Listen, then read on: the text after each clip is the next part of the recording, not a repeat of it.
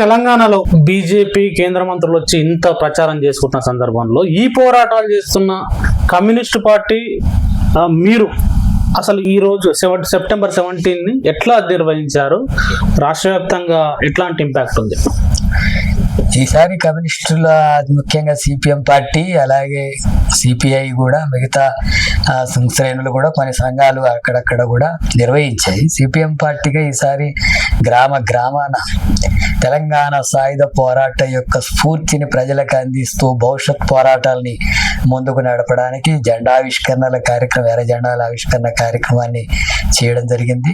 అట్లాగే అమరులైనటువంటి వాళ్ళ స్తూపాల దగ్గరికి వెళ్ళి వాళ్ళకు నివాళులు అర్పించేటటువంటి కార్యక్రమాన్ని చేసాం.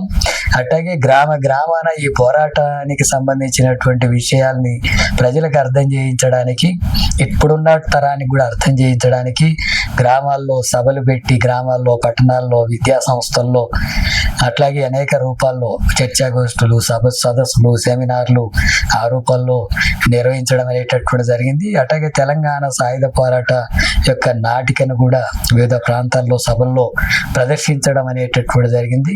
సిపిఎం పార్టీ ఆధ్వర్యంలో మోటార్ సైకిల్ యాత్రలు కానీ, భారీ సభలు, ప్రదర్శనలు ఇవన్నీ కూడా చేశాం.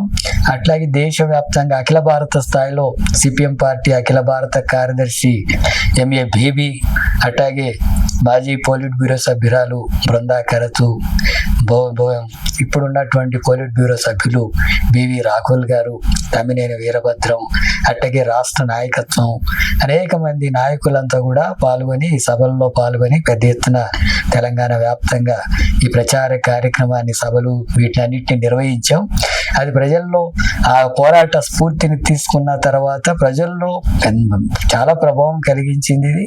అట్లాగే ఇప్పుడు ముఖ్యంగా బీజేపీ ఆనాడు నైజాంకు వ్యతిరేకంగా వార్తలు రాస్తే షోయబుల్లా ఖాన్ని చేతులు నరికేశారు నైజాం పాలనలో. ఇప్పుడు బీజేపీ తనకు వ్యతిరేకంగా వార్తలు రాస్తే అలాంటి వాళ్ళని కేసులు, జైళ్ళు, హత్యలు చేస్తున్నటువంటి పద్ధతి కొనసాగుతుంది.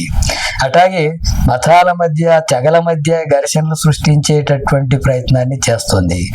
దేశ సంపదన ఆ రోజు నైజాం చేసింది కూడా అదే, ఇప్పుడు బీజేపీ చేస్తున్నది అదే.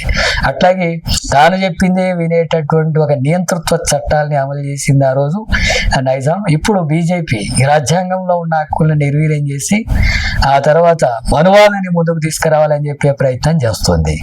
అంటే అది కూడా ఆనాడు నిజాం పాలనలో కొనసాగినటువంటి విధానమే. కుల వ్యవస్థ కానీ, స్త్రీల మీద అత్యాచారాలు కానీ, అలాగే వెట్టి చాకరీ చేయించుకోవడం కానీ, ఇలాంటివన్నీ కూడా మనువాదంలో భాగంగా జరిగినటువంటి అంశాలే. దాన్నే ముందుకు తీసుకురావాలంటే నిజాం వారసత్వాన్ని మోడీ, ఆర్ఎస్ఎస్, బీజేపీలు కొనసాగించాలనేటటువంటి పద్ధతి చేస్తుంది. అందుకని వాళ్ళ రాజ్యాంగానికి వ్యతిరేకంగా ఉంటున్నారు. ఆనాడు హిందూ ముస్లింలందరూ కలిసి ఈ భూస్వామ్య వ్యవస్థకు, జమీందారుల వ్యవస్థకు వ్యతిరేకంగా తెలంగాణ సాయుధ పోరాటం నిర్వహిస్తే ఇప్పుడు హిందూ ముస్లింల మధ్య ఘర్షణ సృష్టించి మెజార్టీ ప్రజలైనటువంటి హిందువుల యొక్క మద్దతున అధికారంలోకి వచ్చి మనవాదాన్ని, అట్లాగే కార్పొరేట్ సంస్థల దోపిడీకి అనుకూలంగా వివరించేటటువంటి విధానాలని బీజేపీ తీసుకొస్తుంది. చరిత్రల్ని వాళ్ళు ఈరోజు ఆనాడికి ఈనాడికి చరిత్రను వక్రీకరించేటటువంటి కార్యక్రమం చేస్తుంది. చదువుకునే అవకాశాలు పేదలందరికీ లేకుండా చేస్తుంది.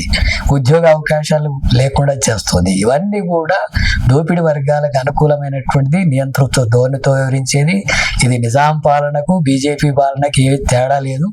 అందుకని ఆ రూపంలో ప్రజలను అర్థం చేసుకోవాల్సిన అవసరం ఉంది. దానికి వ్యతిరేకంగా ప్రజలు చైతన్యవంతంగా మరో పోరాటానికి సన్నద్ధం కావాల్సినటువంటి అవసరం ఉంది.